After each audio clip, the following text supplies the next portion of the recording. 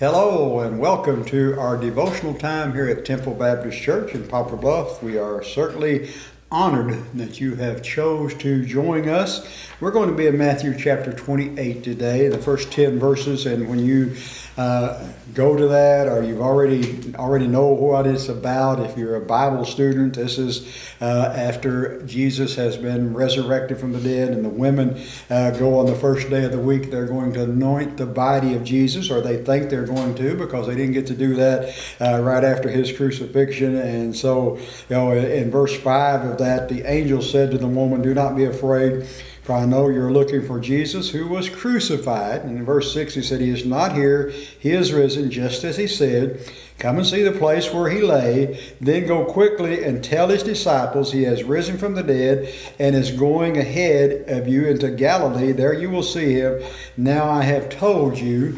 And then in verse 8, so the women hurried away from the tomb, afraid yet filled with joy, and ran to tell his disciples. And I want us to more or less concentrate on this verse right here today.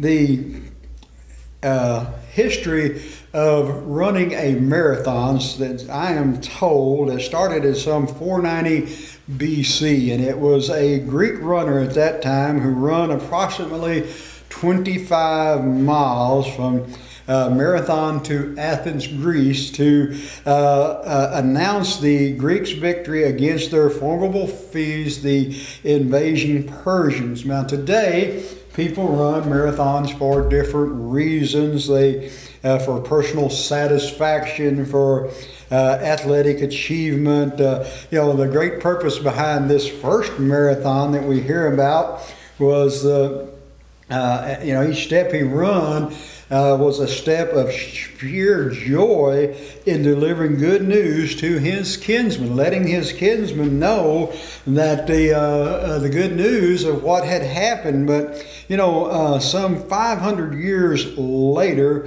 two women also run a marathon.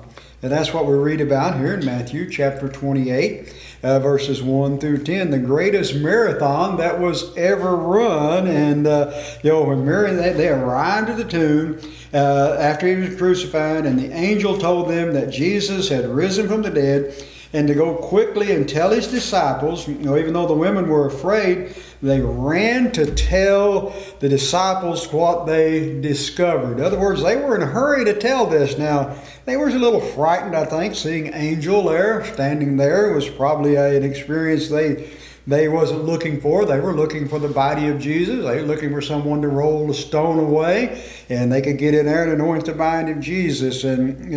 But we need to have that same joyful reaction as we try to tell others the good news of Jesus Christ. With others, we may not, we probably don't need to run any farther than just our next door neighbor to share that. We don't have to run a 25-mile marathon, or I don't know what distance they run today. I've heard them say a 5K, a 10K, and I don't do K's well, so I'm not sure how far that is, but you can guarantee one thing: if you see me running, you might want to consider running also, because there's something pretty big chasing me. But nevertheless, we need to share the knowledge and story of our Savior.